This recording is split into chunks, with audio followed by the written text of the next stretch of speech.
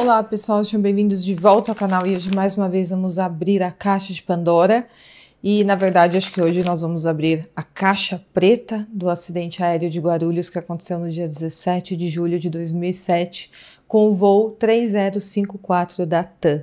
Eu assisti essa série da Netflix que se chama Congonhas, Tragédia Anunciada e eu vou trazer tudo que foi exposto e também as minhas impressões sobre a série e também sobre o caso. E antes de eu continuar, não esqueçam de curtir, de se inscrever no meu canal, deixar 1, 2, 3 comentários, que tudo isso apoia muito aqui no meu trabalho, para que eu continue trazendo conteúdos diários para vocês. Também me siga na rede social que estará aqui na tela, lá nós temos um contato mais direto. Fique comigo até o final do vídeo e bora para o caso de hoje.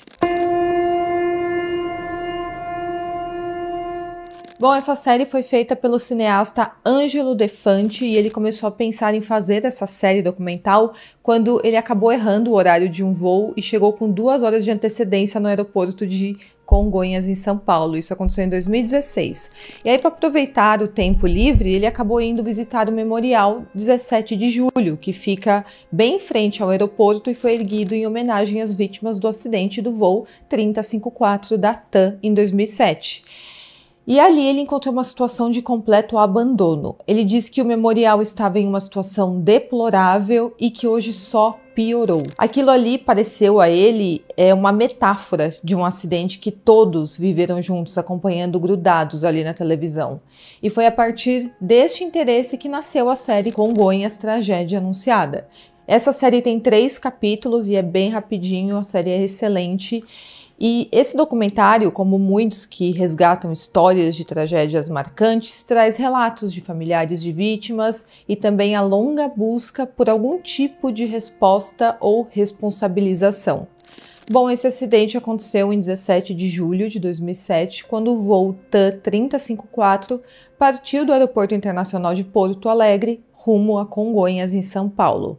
Durante o pouso, a aeronave não conseguiu frear e acabou escorregando para além dos limites da pista.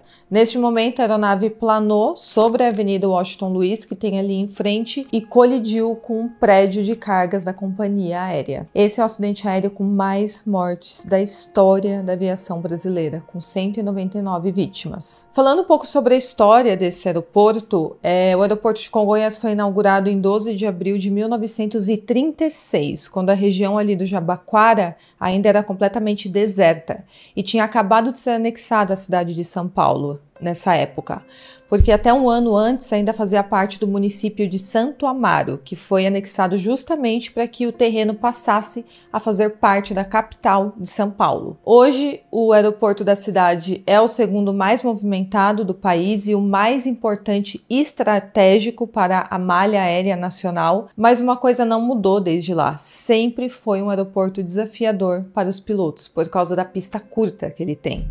Então, o tamanho da pista sempre foi uma preocupação para os pilotos, principalmente por não ter área de escape ali.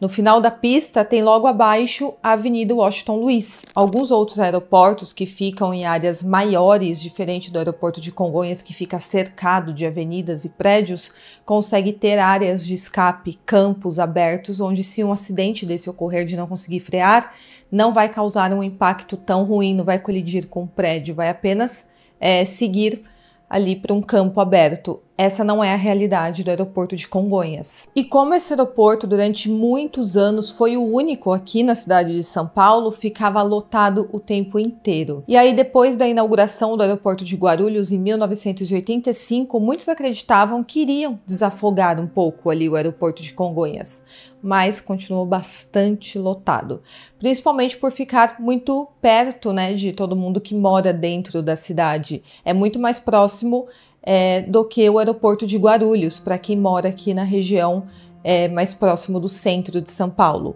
Bom, e diante de todo esse contexto, nós entramos no caso sob a ótica de um homem chamado Dário Scott, que foi o primeiro a dar o seu relato na série.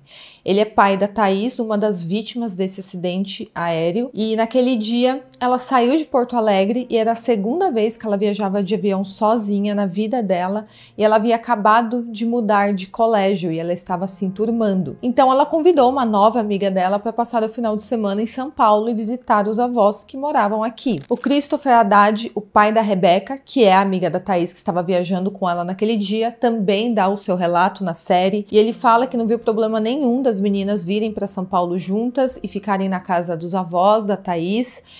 E elas se encontraram ali no aeroporto e embarcaram super animadas para fazer aquela viagem de amigas. E Porto Alegre e São Paulo fica a poucas horas de distância, é 1 hora e pouquinho de voo, é bem rapidinho, então eles não viram problema nenhum. Bom, naquele dia estava um caos em Congonhas, com voos atrasados, e isso é algo que ninguém espera que vai acontecer. Porque avião, supostamente, é o transporte mais seguro, é o que dizem, né? O avião iria pousar por volta das 6h45 aqui em São Paulo e estava chovendo naquele dia, o que torna a pista mais escorregadia. E ali, bem em frente ao final da pista, do outro lado da rua, tinha o prédio de cargas da TAM. E as pessoas que trabalhavam ali já estavam acostumadas a ouvir os pousos e também as decolagens. Mas naquele dia, segundos antes do acidente, algumas pessoas que estavam no prédio de cargas perceberam que a turbina do avião estava muito alta e muito próxima.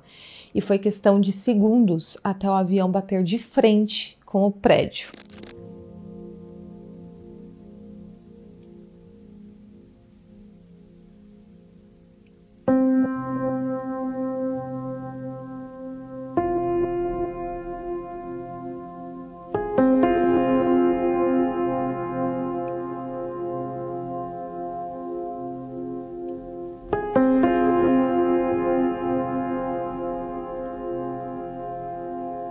A explosão aconteceu e ali havia acabado de acontecer um dos maiores acidentes aéreos do Brasil. No prédio de cargas tinha 50 funcionários e alguns estavam se preparando para ir embora, e após o acidente e o incêndio ter início, alguns tentaram pular do prédio pela janela. Então os bombeiros logo chegaram, começaram a solicitar caminhões com escada, e o prédio começou também a desmoronar por causa do impacto do avião. O avião invadiu o prédio e tinha pessoas presas ali dentro em meio ao incêndio. Eles deitaram no chão as pessoas que estavam ali dentro. Quando perceberam que eles estavam ficando sem oxigênio para respirar, eles deram as mãos uns para os outros e foram tentando se rastejar, tentando encontrar uma porta de saída, algum lugar para sair dali. E acontece que ali próximo, bem ao lado do prédio de cargas, tinha um posto de gasolina. E com isso tinha o risco de acontecer novas explosões. Então a maior preocupação dos bombeiros era não deixar as chamas, que já estavam completamente descontroladas, atingir as bombas de gasolina. Mas os bombeiros sabiam que não seria fácil conter aquele incêndio, e de fato não foi, demorou dias. Enquanto isso, dentro do prédio, um rapaz que estava ali trabalhando e foi vítima aí desse acidente de alguma forma, teve uma presença de espírito naquele momento. E ele falou o seguinte: eu não vou morrer aqui, eu não vou morrer trabalhando. Ele então se levantou em meio à fumaça que estava ali dentro do prédio, ele pegou uma cadeira e quebrou 2 janelas. Aquilo deu algum ar para eles respirarem. Nessa altura tinha 2 homens ali tentando se salvar, mas também vinha muita fumaça de fora e vinha de dentro do prédio também, porque o acidente foi terrível, né? O avião ficou dentro do prédio, o prédio pegando fogo, o avião pegando fogo. Então foi uma cena de caos. E os bombeiros pediam que eles não pulassem do prédio, porque as pessoas poderiam morrer se pulasse dali, porque o prédio era alto. Tem as cenas de tudo isso que eu estou narrando para vocês na série. É bem emocionante ver o desespero das pessoas e também ver o trabalho dos bombeiros tentando salvar todas aquelas pessoas que estavam no prédio, e também as próprias pessoas tentando se salvar em uma situação tão caótica daquela. E aí um dos bombeiros viu esses 2 homens na janela, pegou uma escada manual e tentou subir de pouco em pouco no prédio para resgatá-los. Mas o fogo estava muito alastrado nessa altura e o bombeiro não conseguiu usar essa escada porque ficava muito perto da janela com uma escada manual. E ali na janela que havia sido quebrada tinha 2 colegas de trabalho. Um já não estava mais aguentando, estava quase morrendo, e o bombeiro que estava tentando resgatá-los não desistiu. Ele desceu dessa escada manual porque ele sabia que não daria certo, e ele viu que estava chegando uma escada de bombeiro, aquela escada que fica acoplada no caminhão. E com isso, ele pediu para se aproximar esse caminhão, para acionar a escada. Então ele conseguiu subir até o andar que estavam os 2 rapazes e conseguiu resgatá-los. E os 2 sobreviveram. E até então, quem estava ali no prédio não sabia exatamente o que havia acontecido. E foi apenas no hospital que eles tiveram a noção do que havia ocorrido ali, de que um Airbus da TAM havia batido e entrado no edifício. E aí começou a ser anunciado na imprensa que o voo da TAM havia sofrido um acidente aéreo. E o voo era JJ 3054. Esse voo havia deixado Porto Alegre às 5h54 e a série, nessa altura, segue aqui para os familiares das vítimas daquele acidente aéreo. Aí mostra eles chegando até o aeroporto de Porto Alegre, de onde tinha partido o voo, para saber quem estava dentro daquele avião. E muitos tinham a esperança de repente, da pessoa ter perdido o voo, ter pego outro voo ou ter desistido, né, de fazer a viagem. E nessa época estava acontecendo também o chamado apagão aéreo, que se refere a uma situação em que houve um colapso nas operações aéreas, com consequências como cancelamentos de voos, atrasos, transtornos para passageiros, e tudo isso eu vou explicar um pouco mais para frente para vocês o que deu origem a esse caos aéreo. E como era muito comum acontecer cancelamentos, atrasos e etc., muitos familiares tinham a esperança de repente, do ente querido não ter subido naquele avião. E aí eles começaram a pedir a lista de passageiros para a companhia aérea, para a TAM dar a lista de pessoas que haviam embarcado naquele avião. Mas eles não tinham essa lista em mãos, ou até tinham, mas demoraram muito para divulgar. E tudo isso gerou um caos enorme no aeroporto, com inúmeras famílias exigindo que eles entregassem aquela lista o quanto antes, e o pai da Thaís e da Rebeca, logo quando foi divulgado o acidente, já sabiam que se tratava do avião, que a filha deles estavam, e o pai da Thaís fala do sentimento ao receber a notícia de que um acidente sem sobreviventes havia ocorrido ali. E ele usa a seguinte expressão para descrever esse momento. Ele fala que é como se tivessem tirado o chão sob os pés dele.